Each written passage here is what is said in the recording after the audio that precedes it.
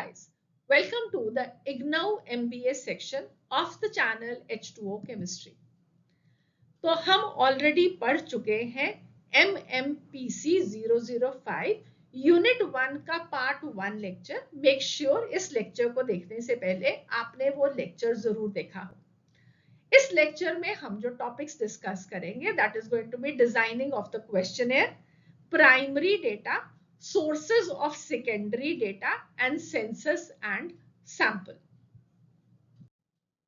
Unit 1 का part 2 lecture शुरू करने से पहले हम क्विक रिवाइज करते हैं उस टॉपिक को जहां पे हमने इसको पार्ट 1 में छोड़ा था. हम लोगों ने अंडरस्टैंड किया कि सबसे पहले डेटा क्या है. डेटा सिर्फ हमारे पास कुछ फैक्ट्स एंड फिगर्स है. फिर हमने ये अंडरस्टैंड किया कि हमको डेटा कलेक्ट करना बहुत इंपॉर्टेंट है और डेटा के कलेक्शन के लिए हमारे पास दो तरह का डेटा होता है, एक प्राइमरी डेटा, एक सेकेंडरी डेटा. अब प्राइमरी डेटा को कलेक्ट करने के लिए हमारे पास दो ब्रॉड मेथड थे, एक था ऑब्जर्वेशन मेथड और एक क्वेश्चनएयर मेथड. और क्वेश्चनएयर मेथड को हमने आगे 3 पार्ट्स में डिवाइड किया, पर्सनल इंटरव्यू, मेल क्वेश्चनएयर और टेलीफोनिक इंटरव्यू. तो हम क्विकली इन 4 टॉपिक्स को रिवाइज करते हुए अपना कनेक्शन बनाते हुए क्वेश्चनएयर मेथड के साथ आगे बढ़ेंगे. राइट. सो सबसे पहले ऑब्जर्वेशन मेथड. प्राइमरी मेथड वो मेथड है डेटा कलेक्शन का जहां पे इन्वेस्टिगेटर खुद कलेक्शन कर रहा है डेटा की. तो ऑब्जर्वेशन मेथड में रिसर्चर या इन्वेस्टिगेटर खुद एक्चुअल बिहेवियर को स्टडी करता है, इवेंट्स को और सिचुएशंस को स्टडी करता है. इसकी लिमिटेशन ये है कि ऑब्जर्वर का यहाँ पे बायस हो सकता है, पर्सनल जजमेंट जो है उसकी वो डेटा की एक्यूरेसी को अफेक्ट कर सकता है. सबसे इंपॉर्टेंट चीज क्या है ऑब्जर्वेशन मेथड की, ये फर्स्ट हैंड इंफॉर्मेशन प्रोवाइड करेगा, रियल टाइम इंफॉर्मेशन प्रोवाइड करेगा. सेकेंड मेथड था हमारा क्वेश्चनएयर मेथड जिसके अंदर कुछ क्वेश्चंस बना के सबसे पहले तरीका उस क्वेश्चनएयर को भरवाने का क्या है, पर्सनल इंटरव्यू. सो इसको यहाँ पे यूज किया जाता है जहां पे in depth detail information required हो from the respondent. It is very costly and time consuming method, ये इसका डिसएडवांटेज है. और की पॉइंट क्या है कि ये रिलायबिलिटी को इंश्योर करता है, डेटा की क्लैरिटी होती है इस तरीके से भरे हुए क्वेश्चनएयर की. नेक्स्ट वे जिस तरीके से हम क्वेश्चनएयर को भरवा सकते हैं वो है मेल क्वेश्चनएयर मेथड, जो कि एक लार्ज जियोग्राफिकल एरिया के लिए एक अच्छा तरीका है क्वेश्चनएयर को भरवाने का, जहां पे रिस्पोंडेंट्स बहुत दूर दूर रहते हैं. इसकी लिमिटेशन बहुत बड़ी एक लिमिटेशन है, वो ये है कि ये सिर्फ लिटरेट पॉपुलेशन उसको भर सकती है जो पढ़ी लिखी है, और इंटरेस्टेड रिस्पोंडेंट ही इसको भरेंगे, जो कि अनइंटरेस्टेड होंगे वो उसको भरेंगे ही नहीं. So it is economical and it covers a wide area as a most important point. Telephonic interview भी एक मेथड है क्वेश्चनएयर को भरवाने का, जिसमें हम टेलीफोनिकली फटाफट इंफॉर्मेशन को गैदर कर सकते हैं, या कोई फॉलो अप चाहिए है तो वो हम टेलीफोनिकली ले सकते हैं और खुद क्वेश्चनएयर को भर सकते हैं टेलीफोनिकली इंफॉर्मेशन लेते हुए. यहाँ पे लिमिटेशन ये है कि टेलीफोनिकली आप बहुत ज्यादा क्वेश्चन नहीं पूछ सकते and there is no visual contact with the respondent. अब की पॉइंट क्या है, ये भी अगेन फास्ट और इकोनॉमिकल मेथड है.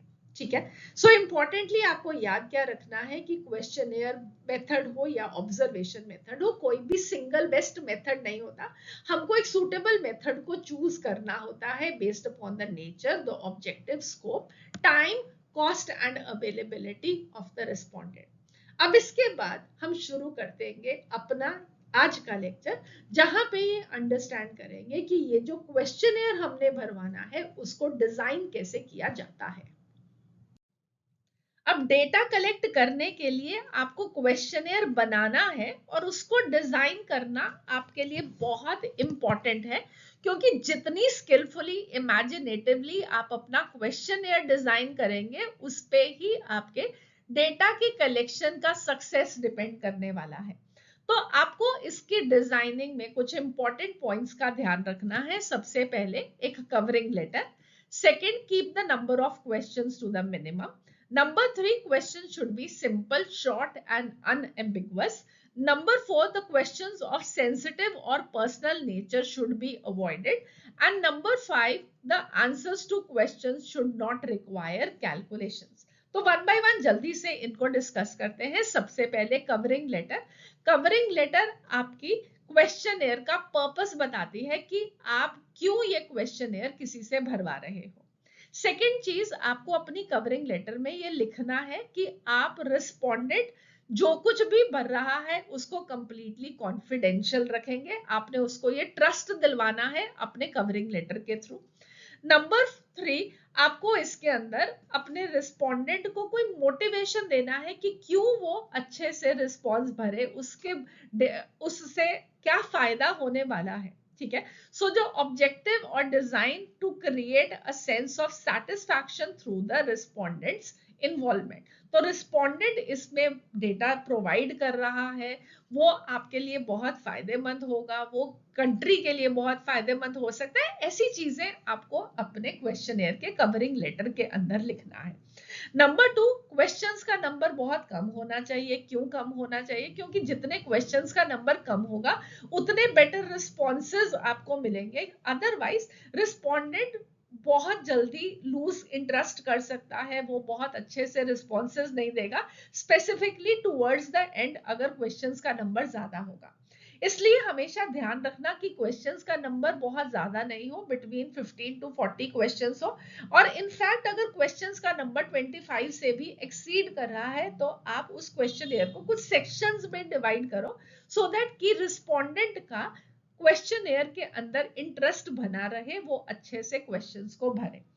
Then the next is कि question should be very simple, short and unambiguous. उसमें कोई controversial question नहीं होना चाहिए, कोई confusing question नहीं होना चाहिए. जैसे कि आप पूछ रहे हैं कि are you literate? आपको ऐसा क्वेश्चन नहीं पूछना जिसका आंसर उसको समझ में ही ना आए कि उसको क्या देना है. इनफैक्ट इसकी जगह पे आप क्वेश्चन पूछ सकते हो कि क्या आप हाई स्कूल तक पढ़े हुए हैं, या आप एक ग्रेजुएट हो, या आप एक पोस्ट ग्रेजुएट हो. आपके क्वेश्चंस यस नो वाले हो सकते हैं, मल्टीपल चॉइस क्वेश्चन हो सकते हैं, सो दैट कि उसको आंसर करना उसको आसान हो. उसके क्वेश्चंस आपके ओपन एंडेड नहीं होने चाहिए. मतलब कि how do you think that this will happen. It should be simple yes no questions or multiple choice question जिसको वो आसानी से आंसर कर सके. Then the questions of sensitive or personal nature should be avoided. उसके कोई भी private चीज के बारे में आप क्वेश्चन नहीं पूछो, कोई पर्सनल कॉन्फिडेंशियल इंफॉर्मेशन उसके अंदर नहीं पूछो. राइट. फॉर एग्जाम्पल, आप पूछना चाह रहे हो कि आपकी कितनी सेल्स हैं, या आपको कितना प्रॉफिट होता है, या आप कितना इनकम कमाते हैं. ऐसे क्वेश्चंस को आप अवॉइड करो. और अगर ऐसे क्वेश्चंस बहुत ही नेसेसरी है तो आपको फिर उसको एक एश्योरेंस देना है कि आप उस इंफॉर्मेशन को कंप्लीटली कॉन्फिडेंशियल रखेंगे और कहीं पे भी उनके डिसएडवांटेज के लिए उसको यूज नहीं किया जाएगा. ठीक है. फिर लास्टली आपको क्वेश्चंस ऐसे रखने हैं जहां पे कोई कैलकुलेशंस नहीं करनी पड़े, बहुत सिंपल आंसर्स होने चाहिए उन क्वेश्चंस के, सो दैट कि रिस्पोंडेंट उनको आसानी से भर सके. ठीक है. और अब यहाँ पे आपको क्वेश्चन क्या पूछा जा सकता है? आपको पूछा जा सकता है कि कौन से पॉइंट्स को ध्यान रखना चाहिए एक क्वेश्चनेयर को बनाने में. आपको एक क्वेश्चनेयर बनाने को भी कहा जा सकता है. सो ये पॉइंट्स का आपको हमेशा ध्यान रखना है कि आप अपना क्वेश्चनेयर कैसे डिजाइन करेंगे. क्वेश्चनेयर को डिजाइन करते हुए अब आपको 2-3 चीजों का और ध्यान रखना है. सबसे पहले जो क्वेश्चनेयर को डिजाइन किया जाए that should be logically arranged. Second, cross check questions होने चाहिए और कुछ फुटनोट्स होने चाहिए. अंडरस्टैंड करते हैं वन बाय वन कि इनका मतलब क्या है. सबसे पहले क्वेश्चनेयर आपका लॉजिकली अरेंज्ड हो, क्वेश्चंस आपके इस तरीके से पूछे जाए कि वो एक सीक्वेंस बनाए, एक कॉन्टिन्यूटी बनाए. अब आप कैसे अरेंज करेंगे अंडरस्टैंड करते हैं कि सबसे पहले आप इंट्रोडक्टरी क्वेश्चंस को बहुत ही सिंपल रखो, जनरल क्वेश्चंस रखो, सो दैट कि रिस्पोंडेंट का क्वेश्चनेयर के अंदर इंटरेस्ट बढ़े. सेकेंड, आप जो इंपॉर्टेंट क्वेश्चंस है, सबसे जरूरी आपके डेटा में क्वेश्चन जो इंपॉर्टेंट है उसको मिडल में रखो. और फिर लास्ट में आपके क्वेश्चंस अगेन बहुत सिंपल हो, नॉन थ्रेटनिंग हो, लाइट से क्वेश्चंस हो जो कि रिस्पोंडेंट पे एक अच्छा इंप्रेशन छोड़कर जाए. सो मेक श्योर कि आप उसकी कॉन्टिन्यूटी को मेंटेन रखते हैं क्वेश्चंस की. आपको रिस्पोंडेंट इस तरीके से क्वेश्चन नहीं होने चाहिए कि उसको पीछे बार बार पलट के देखना पड़े कि पिछले क्वेश्चन में क्या पूछा गया था, ठीक है। तो आपको अपने क्वेश्चंस को लॉजिकली अरेंज करना है। सेकंड है कि आप बीच बीच में क्रॉस चेक क्वेश्चंस पूछो। क्रॉस चेक क्वेश्चन क्या होते हैं? क्रॉस चेक क्वेश्चंस एक तरीका है आपका रिलायबिलिटी और एक्यूरेसी ऑफ इंफॉर्मेशन को चेक करने का। वो आंसर्स कितने ट्रुथफुली दिए जा रहे हैं उसको वेरीफाई करने में हेल्प करते हैं। For example, question related to income. किसी ने कहा कि मेरी इनकम इतनी हाई है, और फिर उसके बाद आपने क्रॉस चेक क्वेश्चन पूछ लिया कि are you an income tax assessee, जिसमें उसने आंसर भर दिया नो। तो उसकी इनकम हाई है बट वो इनकम टैक्स नहीं दे रहा, थोड़ा सा डाउट क्रिएट करता है। सो यहां से आप किस तरीके से वो डेटा भर रहा है, उसके रिलायबल भी है या नहीं, उसको कुछ क्रॉस चेक क्वेश्चंस के थ्रू वेरीफाई कर सकते हो। लास्टली आपको वहां पे फुट नोट्स को यूज करना चाहिए, जहां जहां पे भी आपको लगता है कि रिस्पोंडेंट के मन में कोई डाउट आ सकता है, तो फुट नोट्स के थ्रू उनके सारे डाउट्स को क्लियर करो। फॉर एग्जाम्पल, आपको किसी से भरवाना है कि आपकी इनकम रेंज क्या है, ठीक है, 1000 to 2000, 2000 to 3000, 3000 to 4000, 4000 to 5000 and so on, ठीक है। अब जिसका भी वैल्यू 2000 आ रही है या 4000 आ रही है, उसको किस बॉक्स में भरना है वो आप उसको फुट नोट में बता दो, ठीक है। So foot notes provide necessary clarification and ensure uniform understanding. Fine. So what are you going to remember? You have to arrange the questions logically. Easy questions से start करते हुए फिर आप important questions पूछोगे और फिर आप simple क्रॉस चेक क्वेश्चंस पूछोगे to test the reliability of the information. Footnotes आप प्रोवाइड करोगे जहां पे क्लैरिफिकेशन रिक्वायर्ड है, क्योंकि एक वेल डिजाइंड क्वेश्चनियर आपको एक्यूरेट, रिलायबल और कंप्लीट डेटा देगा। सो अब आपसे एक बहुत इंपॉर्टेंटली क्वेश्चन पूछा जा सकता है कि क्वेश्चनेयर मेथड के एडवांटेजेस और लिमिटेशंस को बताओ। तो जल्दी से क्विकली इनको रिवाइज करते हैं। सबसे पहले एडवांटेजेस कि ये एक बहुत ही एफिशिएंट मेथड है, फास्ट मेथड है, जहां पे आपको बहुत सारे रिस्पोंडेंट्स को रीच करना हो एक थोड़े से टाइम के अंदर, तो क्वेश्चनेयर मेथड एक बहुत अच्छा मेथड है, इकोनॉमिकल है। ये पर्सनल इंटरव्यू के कंपैरिजन में आपको हमेशा इकोनॉमिकल पड़ेगा, वाइड कवरेज है, स्कैटर्ड पॉपुलेशन तक भी आपका क्वेश्चनेयर पहुंच सकता है और आप वहां से डेटा कलेक्ट कर सकते हैं। ये एक स्टैंडर्डाइज्ड इंफॉर्मेशन है, क्योंकि आप सेम सेट ऑफ क्वेश्चंस बहुत सारे लोगों को पूछ रहे हो, तो आपका डेटा बहुत यूनिफॉर्म आएगा और आप उसको आसानी से कंपेयर कर पाओगे। एनोनिमिटी एंड प्राइवेसी, रिस्पोंडेंट्स अपनी कन्वीनियंस पे इसको आंसर कर सकते हैं, उनके पास एक फ्रीडम होगा कि वो कभी भी आंसर करें, और साथ में उनको मालूम है कि उनके बारे में ये डेटा कहीं पे यूज नहीं किया जाएगा, उनके अगेंस्ट नहीं यूज किया जाएगा, तो डेफिनेटली वो बेटर रिस्पॉन्सेस दे सकते हैं। Then the limitations, sensitive questions आप उनसे नहीं पूछ पाओगे, ठीक है, क्योंकि आप वहां पे सेंसिटिव क्वेश्चन पूछोगे तो वो क्वेश्चनियर को भरना नहीं चाहेंगे। डिफरेंट इंटरप्रिटेशन, आपने क्वेश्चंस डायरेक्टली नहीं पूछे हैं, तो जो लोग भर रहे हैं वो उस क्वेश्चन को डिफरेंटली इंटरप्रेट कर सकते हैं, इसलिए आपके आंसर्स, जो आपका डेटा आया है वो इनकंसिस्टेंट हो सकता है। एरर इन द रिस्पॉन्सेस, बहुत बारी वो उसको तरीके से नहीं भरेंगे, उसकी वजह से कुछ एरर्स आ सकते हैं, इनएक्यूरेसीज आ सकती हैं, ठीक है। देन लिटरेसी रिक्वायरमेंट, ये हमेशा सिर्फ लिटरेट लोग ही क्वेश्चनेयर पे भर पाएंगे, इलिटरेट लोग इसको भर नहीं पाएंगे, इसलिए ये एक इसका डिसएडवांटेज है। और लो रिस्पॉन्स रेट, कई बारी क्वेश्चनेयर को रिटर्न ही नहीं किया जाता, सो इसलिए इसका रिस्पॉन्स रेट जो है वो कम हो सकता है, right. So what you have to remember in short is questionnaire method fast है, इकोनॉमिकल है, वाइडली यूज्ड है for collecting data from a large population, but उसकी लिमिटेशन है उसकी सेंसिटिविटी, इंटरप्रिटेशन गलत होना और एक्यूरेसी ऑफ द रिस्पॉन्सेज में। सो जल्दी से सम अप करते हैं पूरा का पूरा क्वेश्चनेयर के डिजाइनिंग को। सबसे पहले डिजाइन क्यों करना है क्वेश्चनेयर? एक वेल डिजाइंड क्वेश्चनेयर असेंशियल है for collecting accurate, relevant and reliable primary data. ये हेल्पफुल होगा obtaining information in a systematic and economic manner. इस क्वेश्चनएयर को डिजाइन करने के इंपॉर्टेंट प्रिंसिपल्स क्या हैं? Number 1, define the objective. आपके क्वेश्चनएयर का ऑब्जेक्टिव क्या है? आपकी स्टडी किस चीज के ऊपर बेस्ड है? Number 2, know your respondent.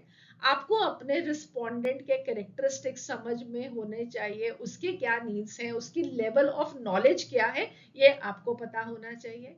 तीसरा प्रिंसिपल, कीप इट सिंपल। आपके जो क्वेश्चंस की लैंग्वेज है वो सिंपल होनी चाहिए, क्लियर होनी चाहिए, इजी टू अंडरस्टैंड होनी चाहिए। Number 4, ask relevant questions. सिर्फ वही क्वेश्चन पूछो जो कि नेसेसरी है, बहुत ज्यादा क्वेश्चंस आपको नुकसान दे सकते हैं, right. Number 5, be precise and specific. Questions जो है वो स्पेसिफिक होने चाहिए, टू द पॉइंट होने चाहिए, वो क्लोज्ड एंडेड क्वेश्चन होने चाहिए, ओपन एंडेड क्वेश्चन नहीं होने चाहिए। Ensure neutrality, it the question should B अनवॉइस्ड and they should not be leading questions, ठीक है। तो स्टेप्स क्या है क्वेश्चनएयर को डिजाइन करने के? सबसे पहले determine the information that is needed. अपने ऑब्जेक्टिव्स के अकॉर्डिंगली लिस्ट बनाओ कि आपको क्या इंफॉर्मेशन चाहिए। सेकेंड पॉइंट, उसके अकॉर्डिंगली क्वेश्चंस को फॉर्मुलेट करो, जो आपको इंफॉर्मेशन चाहिए है उसके अकॉर्डिंगली स्पेसिफिक क्वेश्चन बनाओ। Number 3, decide the question type. Choose the type of question, open ended होंगे, क्लोज एंडिंग होंगे और मिक्सचर होंगे, preferably keep them close ended question. Close ended question का मतलब है provide fixed alternatives for the responses, multiple choice question, yes no question. Open ended question में respondent अपने words में आंसर करता है, तो वहां पे उसका समझना और उसका एक्सप्रेशन आपको डिफरेंट डिफरेंट रिस्पॉन्सेज देगा, आपको फायदा नहीं होगा। Then arrange the questions in a proper order. Simple question से शुरू करना है, मिडल में अपने सबसे इंपॉर्टेंट क्वेश्चन कर रखने हैं और एंड आपने फिर से सिंपल क्वेश्चन से रखना है। Then format the question, design the outline. कैसे आपने उसका इंट्रोडक्शन देना है, उसमें क्या आपने इंस्ट्रक्शंस देनी है, कैसे आप क्वेश्चंस डालोगे, उसमें आप रिस्पॉन्स की क्या ऑप्शंस दोगे, और फिर फाइनली कैसा आपका क्वेश्चनएयर एंड होगा। फिर उसके बाद आपको उसका पायलट स्टडी या एक प्री टेस्ट क्वेश्चनएयर करना है, जहाँ पे एक छोटे ग्रुप पे आप उसको टेस्ट करोगे, रिवाइज करोगे अपने क्वेश्चनएयर को और नेसेसरी चेंजेस करोगे उसके अंदर। So what are the guidelines for the good questions? Use short and simple sentences. Avoid technical terms. Just ask one thing at a time. Avoid double-barreled question. Do you like the price and the quality of the product, for example? Provide appropriate response options, yes, no, always, sometimes, never, etc. Ensure logical sequence and smooth flow of the questions. Provide space for additional comments if required. Right? So importantly, आपको paper में क्या पूछा जा सकता है? Explain the steps involved in the designing of a good questionnaire. ठीक है। और एग्जाम के लिए लिखने के लिए टिप, सबसे पहले क्वेश्चनएयर का मीनिंग बताओ, उसका इंपॉर्टेंस बताओ, उसके प्रिंसिपल्स बताओ, उसके स्टेप्स बताओ किस तरीके से लिखने हैं, नीट हेडिंग्स दो, प्रॉपर फ्लो दो और प्रॉपर एग्जांपल्स दो, सो दैट कि आपका क्वेश्चन बहुत अच्छे से अटेम्प्ट हो सके।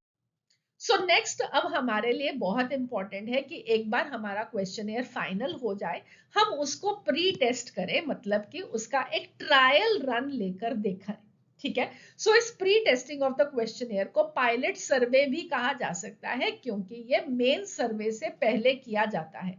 तो क्यों इंपॉर्टेंट है प्री टेस्टिंग? क्योंकि ये कोई भी प्रॉब्लम्स अगर होंगी क्वेश्चनएयर में तो उनको रेक्टिफाई करने में, करेक्ट करने में हेल्प करेगा। अगर कुछ भी इनकंसिस्टेंसीज है उसको आइडेंटिफाई करेगा, कोई रेपिटेटिव क्वेश्चंस हो उनको रिमूव करने में हेल्प करेगा, कोई क्वेश्चन इररेलेवेंट लग रहा है उसको निकाला जा सकता है, कुछ हो सकता है कि नेसेसरी क्वेश्चन हो और वो मिस हो गया उसको वापस डाला जा सकता है, और कुछ क्वेश्चंस जो कि क्लियर नहीं है, रेलेवेंट नहीं है, अंडरस्टैंडेबल नहीं है, उनको रिमूव करके ऐसे क्वेश्चंस को डाला जाएगा जो कि क्लियर हो, रेलेवेंट हो, अंडरस्टैंडेबल होंगे रिस्पोंडेंट को, राइट। तो प्रोसेस क्या है प्री टेस्टिंग का? क्वेश्चनएयर का सबसे पहले डिजाइन होना, फिर उसको प्री टेस्ट करना या एक पायलट सर्वे करना, जो कि एक छोटी सी सैंपल पॉपुलेशन पे आप उसको टेस्ट कर सकते हो। प्रॉब्लम्स को आइडेंटिफाई करोगे, जैसे कि errors, unclear questions, repetitions, irrelevant questions और मिसिंग क्वेश्चंस, जिनको ध्यान में रखते हुए क्वेश्चनियर को फिर से मॉडिफाई किया जाएगा, नेसेसरी चेंजेस करके फाइनल क्वेश्चनियर को तैयार किया जाएगा, जो कि मेन सर्वे के लिए यूज किया जाता है। और अगर आप एक ग्रेटर रिलायबिलिटी चाहते हैं तो आप इसको सेकंड प्री टेस्टिंग भी कर सकते हो, सो दैट कि वो ज्यादा और बेटर हो जाए। ठीक है। और पीवाईक्यू में आपसे क्या पूछा जा सकता है कि pre testing of the questionnaire क्या होता है और वो क्यों इंपॉर्टेंट है, राइट। अब एक बार हमने प्राइमरी डेटा को कलेक्ट कर लिया, उसके बाद हमारा नेक्स्ट प्रोसेस क्या है? हमारा नेक्स्ट प्रोसेस है editing of the primary data, जिसको सिंपल वर्ड्स में आपको बताऊं तो आपको एक बारी डेटा को चेक करना है कि क्या वो कंप्लीट है, उसके अंदर कुछ गलतियां तो नहीं है, कुछ क्वेश्चंस अनअटेम्प्टेड तो नहीं है, ऐसी चीजों को आपको चेक करना है। ठीक है। So what is editing? Editing means checking collected data to identify and correct the errors before the analysis. तो आपके क्या स्टेप हैं? सबसे पहला हमने डेटा को कलेक्ट किया, दूसरा हमने उसकी एडिटिंग की। एडिटिंग क्या करेगा? एरर्स को रिमूव करेगा, और फिर आपके पास जो ऑब्टेन होगा वो आपका रिलायबल डेटा होगा जिसका एनालिसिस किया जा सकता है। सो इस एडिटिंग के प्रोसेस में अब आपको 4 चीजों का ध्यान रखना है। सबसे पहले completeness, second is consistency, third is accuracy and fourth is homogeneity. अब इनका मीनिंग क्या है मैं आपको वन बाय वन एक्सप्लेन करती हूँ। सबसे पहले है कंप्लीटनेस। कंप्लीटनेस का मतलब every question should be answered, no important response should be missing, contact the respondent if necessary. तो हर क्वेश्चन आपने क्रॉस चेक करना है कि उसको आंसर किया गया था, कोई इंपॉर्टेंट क्वेश्चन ऐसा तो नहीं है जो कि अनआंसर्ड हो, और अगर जरूरत पड़े तो आप रिस्पोंडेंट को वापस कांटेक्ट करके उसको कंप्लीट कर सकते हो। अगर कोई भी वाइटल इंफॉर्मेशन मिसिंग है और उसको हम ऑब्टेन नहीं कर सकते हैं तो ऐसे क्वेश्चनियर को हमें एक्सक्लूड कर देना चाहिए है अपने एनालिसिस के अंदर। The second is consistency. Consistency का मतलब है कि रिस्पॉन्सेज एक दूसरे को कॉन्ट्राडिक्ट नहीं करने चाहिए। अब सिंपल एग्जांपल देते हैं। Question is are you married and the second question is number of the children you have. तो पहले क्वेश्चन का answer are you married no and the number of children you have is 2, तो ये एक inconsistent response है। ऐसे responses को respondent के साथ क्रॉस वेरीफाई करने की जरूरत है। अब ये कॉन्ट्राडिक्टरी रिस्पॉन्सेज क्यों आएंगे? या तो रिस्पोंडेंट की केयरलेसनेस की वजह से, अगर तो आपने वो क्वेश्चनियर को मेल किया था, या आपकी भी केयरलेसनेस हो सकती है, मीनिंग द इन्वेस्टिगेटर की केयरलेसनेस है, जब उसने डेटा को कलेक्ट किया तो उसने उसको प्रॉपरली फिल नहीं किया था। ठीक है। सो ये हो गए हमारे पास कंप्लीटनेस और consistency. Let us understand now the next two. अब एक्यूरेसी का क्या मतलब है? एक्यूरेसी का मतलब है कि information provided by the respondent should be correct. So हमको ये चेक करना है कि उन्होंने प्रॉपर इंफॉर्मेशन दी है, क्योंकि अगर वो इंफॉर्मेशन गलत होगी तो आपकी कंक्लूजन्स जो निकल के आएंगी एनालिसिस के बाद वो मिसलीडिंग होगी। ठीक है। So accuracy is the most difficult task, is the most important task of the investigator. अब आप एक्यूरेसी को चेक कैसे करोगे? तो आपको एक रैंडम क्रॉस चेकिंग करनी है, हर एक चीज को आप नहीं चेक कर पाओगे। Verify selected responses with the respondents और द रिकॉर्ड्स। ठीक है। सो कुछ कुछ बीच में से आपको क्वेश्चंस के आंसर्स, कुछ कुछ रिस्पोंडेंट्स के आंसर्स को बीच में से चेक करना है कि क्या वो सही भरे हुए हैं। And the fourth one is homogeneity. So what does homogeneity mean? All the respondents should understand the questions in the same way. अगर यूनिफॉर्म इंटरप्रिटेशन होगी तो आपके रिस्पॉन्सेस कंपेरेबल होंगे। सो फॉर एग्जाम्पल, एक इनकम के ऊपर क्वेश्चन, इनकम क्या है? So this is an incomplete question. Respondent अब ये भी सोच सकता है कि वीकली इनकम पूछी है, क्या मंथली इनकम पूछी है, या एनुअल इनकम पूछी है। तो आपका क्वेश्चन कंप्लीट होना चाहिए। आप क्लियरली स्पेसिफाई करोगे कि आपको एनुअल इनकम बताना है या मंथली इनकम बनाना है, दैट वेज, ठीक है। सो अगर मीनिंग डिफरेंट होगा तो कंपैरिजन गलत हो जाएगा और आपका एनालिसिस भी गलत होगा। So make up better questions, clarify each and everything in your questions, ठीक है। और आपको इसीलिए अपने क्वेश्चंस को दोबारा से क्वेश्चनेयर का एनालिसिस करना है after the collecting of the data, ठीक है। सो एडिटिंग में क्या 4 चीजों का ध्यान करोगे आप? एक तो आपके फॉर्म की कंप्लीटनेस, एक कंसिस्टेंसी, एक एक्यूरेसी और होमोजेनिटी, दैट इज CCAH, ठीक है। अब आपको यहाँ पे क्वेश्चन भी इसी तरीके से पूछा जा सकता है, in the process of editing primary data or what precautions you should take while editing of the primary data, ठीक है। So good editing will give you a reliable data and a better decision. So primary data के बाद the next thing we move on to is the sources of secondary data. So I hope आप लोगों को याद है what is secondary data. तो secondary data वो data है जो कि किसी और ने कलेक्ट किया था किसी और पर्पस के लिए, और अब आप या रिसर्चर इन्वेस्टिगेटर उसको यूज करने वाला है अपने काम के लिए, राइट। सो अब सेकेंडरी डेटा के क्या क्या सोर्सेस हो सकते हैं? Well, they can be published sources and they can be unpublished sources. तो पब्लिश सोर्सेस क्या है? पब्लिश सोर्सेस वो डेटा है जो कि कहीं पे पब्लिश्ड रिपोर्ट्स में अवेलेबल है, जर्नल्स में अवेलेबल है, न्यूज़पेपर्स में अवेलेबल है या ऑफिशियल पब्लिकेशंस में अवेलेबल है, ठीक है। सो इसके कुछ एग्जांपल्स इंडियन सोर्सेस में CSO, सेंट्रल स्टैटिस्टिकल ऑर्गेनाइजेशन के पास जो डेटा है, NSSO, National Sample Survey Organisation, Office of the Registrar General and the Census Commissioner of India, Labour Bureau, ICAR, Indian Council of Agricultural Research, The Economic Times, The Financial Express, ये कुछ published data के sources हैं।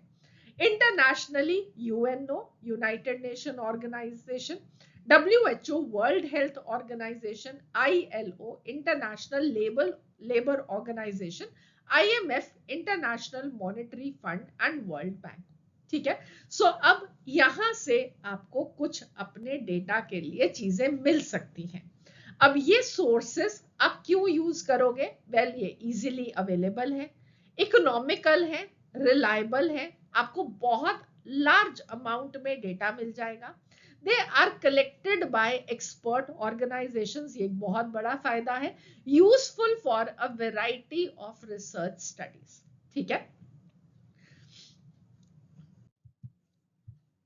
अब next हमारे पास आता है unpublished sources, data that is not formally published but available in internal records. A major source of the statistical data produced by the government, semi-government, private and public organizations based on the internal record, इसको आप use कर सकते हो अपने research के लिए। Examples क्या हैं? जैसे कि एक employ payroll records, raw material का रिकॉर्ड्स, कैश रिसिप्ट का रिकॉर्ड, कैश बुक, कंपनी की इंटरनल रिपोर्ट्स, गवर्नमेंट डिपार्टमेंट के रिपोर्ट्स। अब इनका एडवांटेज क्या है? अगेन, ये एक ऑथेंटिक डेटा है, इकोनॉमिकल है, आप इसको रिसर्च के लिए यूज कर सकते हो और ये आपको ओरिजिनल इंफॉर्मेशन दे रहा है at a lower cost than the primary data. अब इसकी लिमिटेशंस क्या है अनपब्लिश्ड सोर्स की? कि ये डिफिकल्ट है असेस करना। कोई जरूरी नहीं है कि आपको अपने एम्प्लॉय पेरोल का रिकॉर्ड देगा, ठीक है। सो इस तरीके से this is again because it is confidential in nature, not available to everyone, इसलिए इसको obtain करना मुश्किल है, ठीक है। So what are the basic differences between published and unpublished sources? Published sources publicly available है, unpublished sources internal records है। Published sources easily accessible है, जबकि unpublished को assess करना difficult है। Published के examples reports, journals, publications, unpublished sources के examples company files और office records.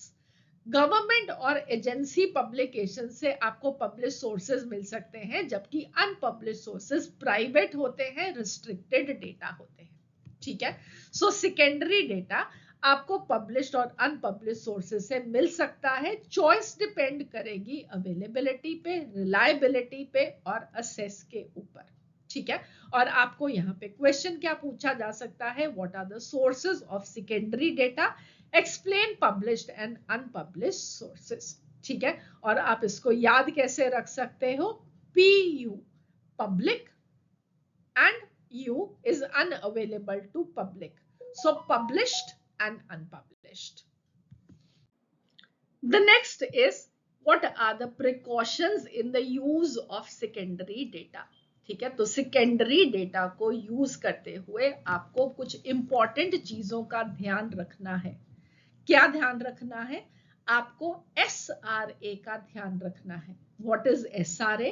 SRA is S for suitability, R for reliability and A for adequacy. मतलब क्या है, सबसे पहले suitability. Ask yourself, is this data suitable for my study? क्या ये आपके रिसर्च ऑब्जेक्टिव के साथ मैच करता है? ये डेटा आपने नहीं कलेक्ट किया, तो ये बहुत इंपॉर्टेंट है कि क्या वो आपके रिसर्च ऑब्जेक्टिव के साथ मैच करता है। Compare the nature and the scope of the investigation, क्यों वो इन्वेस्टिगेशन किया गया है, क्या वो आपको मैच करेगा, क्या वो आपको हेल्प करेगा, आपको इसको चेक करना है। For example, using population data for a consumer behaviour study may not be suitable, ठीक है। So the next we have is reliability. तो again ask, can I trust this data? आपको चेक करना है कि क्या जिस एजेंसी ने उसको कलेक्ट किया है क्या वो अनबाइस्ड है, क्या एक रिप्रेजेंटेटिव सैंपल प्रॉपरली यूज किया गया है, क्या एक प्रॉपर एनालिसिस किया गया था उस रिसर्च के लिए। सो हमेशा याद रखना कि गवर्नमेंट रिपोर्ट्स, WHO का रिपोर्ट, सेंसस का डेटा जनरली एक रिलायबल डेटा होता है, ठीक है। The next we have is adequacy. So again ask a question, is the available data sufficient, क्या वो सफिशिएंट है आपके रिसर्च के लिए। क्यों, यहाँ पे क्या प्रॉब्लम्स हो सकती हैं कि वो डेटा जो है वो आपकी रिक्वायरमेंट का सिर्फ एक पोर्शन ही कंप्लीट कर रहा है, कंप्लीट जो आपको चाहिए था डेटा वो नहीं आपको उससे मिल रहा। Data belongs to a different time period, आपको कुछ लेटेस्ट डेटा चाहिए है जबकि वो जो रिपोर्ट है वो एक पुरानी रिपोर्ट है। Insufficient details are available, right. So ये तीन चीजों का ध्यान रखते हुए आपको हमेशा याद रखना है कि सेकेंडरी डेटा को कभी भी फेस वैल्यू पे आपने एक्सेप्ट नहीं करना है।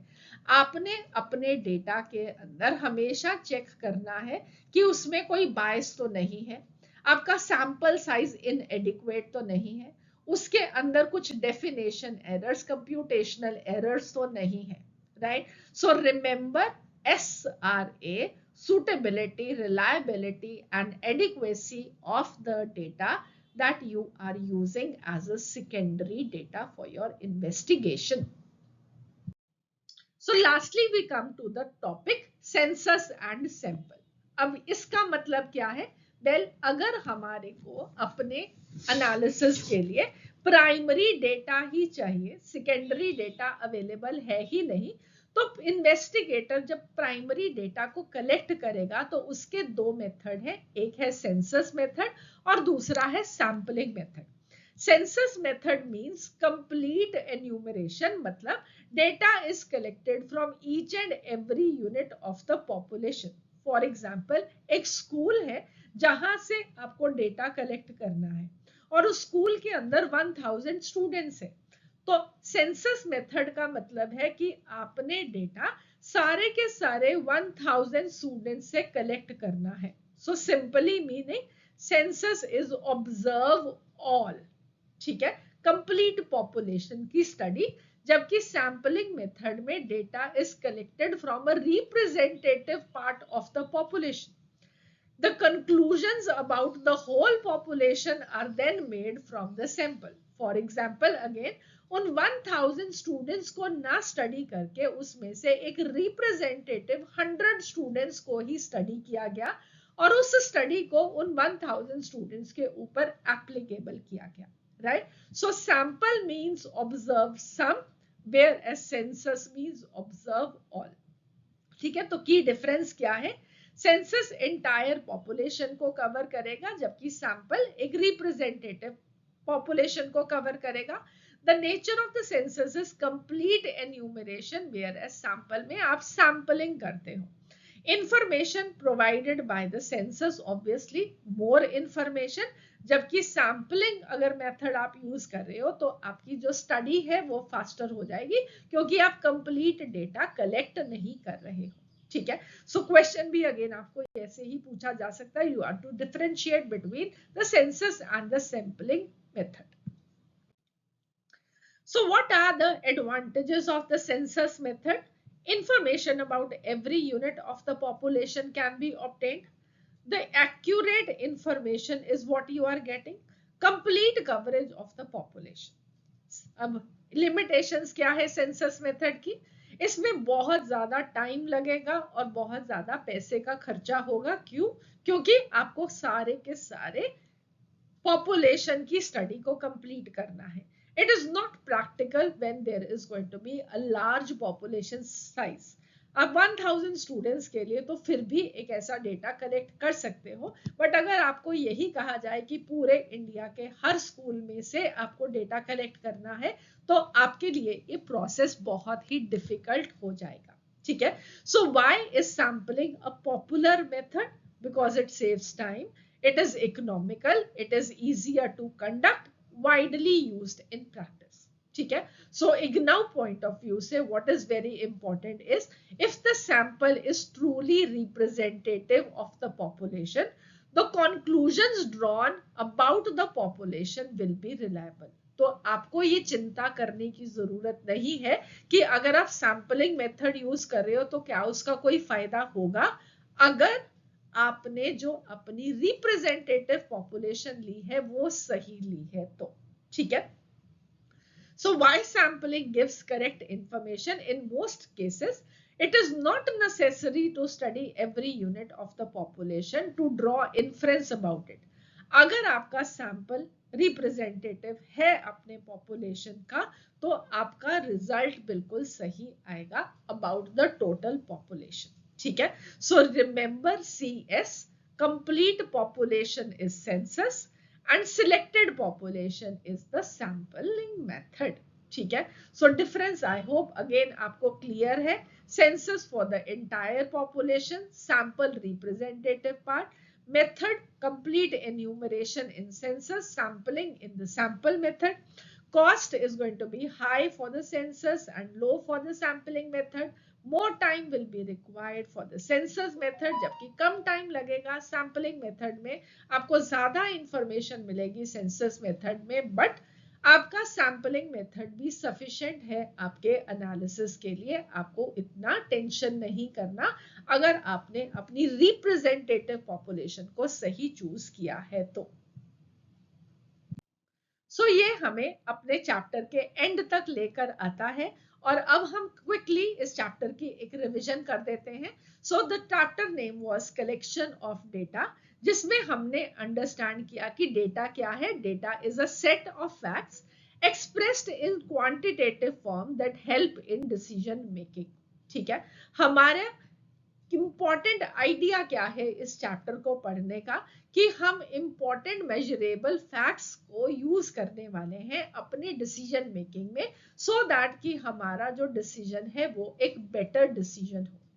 तो दो तरह का डेटा है, एक प्राइमरी डेटा, एक सेकेंडरी डेटा. प्राइमरी डेटा जो इन्वेस्टिगेटर खुद कलेक्ट करता है और सेकेंडरी डेटा जिसे किसी और ने ऑलरेडी किसी और प्रोसेस के लिए कलेक्ट किया हुआ था. सो प्राइमरी डेटा को कलेक्ट करने के तरीके ऑब्जर्वेशन मेथड या क्वेश्चनेयर मेथड. सो ऑब्जर्वेशन और क्वेश्चनेयर को आप पर्सनल इंटरव्यू के थ्रू भरवा सकते हो, मेल कर सकते हो क्वेश्चनेयर को, या टेलीफोनिकली इंटरव्यू करके भर सकते हो.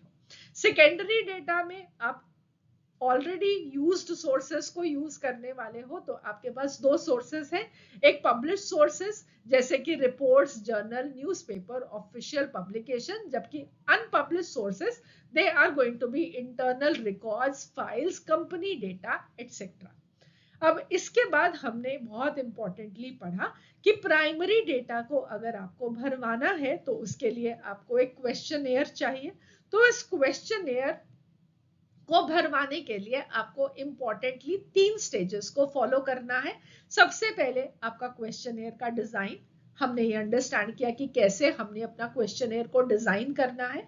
फिर उसके बाद आपको एक प्री टेस्ट या एक पायलट सर्वे करना है उस क्वेश्चनेयर को चेक करने के लिए। और फाइनली जब आप अपना कंप्लीट डेटा रिकॉर्ड कर चुके होते हो तो आपने उस प्राइमरी डेटा को एडिट करना है before the analysis can be done. ठीक है, पॉपुलेशन की मेथड ऑफ स्टडी क्या है? दो मेथड है, या तो आप सेंसस मेथड यूज कर सकते हो या आप सैंपल मेथड यूज कर सकते हो। सेंसस मेथड में आप कंप्लीट पॉपुलेशन की स्टडी करते हो, जबकि सैंपल मेथड में आप एक रिप्रेजेंटेटिव पॉपुलेशन का ही स्टडी करते हो। ठीक है, और एक जल्दी से माइंड मैप बनाते हुए, डेटा दो तरह का, प्राइमरी डेटा और सेकेंडरी डेटा, और आपने पॉपुलेशन को कैसे स्टडी करना है, that is a part of your population study. तो प्राइमरी डेटा में observation method, questionnaire method, secondary data publish sources and unpublish sources, और पॉपुलेशन की स्टडी कैसे करेंगे, सेंसस मेथड से या सैंपलिंग मेथड से। ठीक है, सो इस पूरे चैप्टर के लिए आपको 5 इंपॉर्टेंट चीजों का याद रखना है। Number 1 is your data, number 2 is your questionnaire, number 3 pre-testing, number 4 editing of the data, and number 5 is how you're going to collect your sample। ठीक है, और हमेशा याद रखना एक अच्छा कलेक्टेड डेटा एक रिलायबल रिसर्च के लिए बहुत इंपॉर्टेंट है, और रिलायबल रिसर्च होगी तो डेफिनेटली आपके जो डिसीजंस हैं वो बहुत अच्छे होंगे। So I hope you like the lecture. Thank you so much. So I hope आप सब लोग मुझे ज्वाइन करने वाले हैं मेरे नेक्स्ट लेक्चर के लिए, जहां पे हम यूनिट 2 ऑफ MMPC 005 को डिस्कस करने वाले हैं, जो टॉपिक का नाम है प्रेजेंटेशन ऑफ डेटा। अगर आपको ये लेक्चर अच्छा लगा तो please do like, subscribe and share. Thank you so much.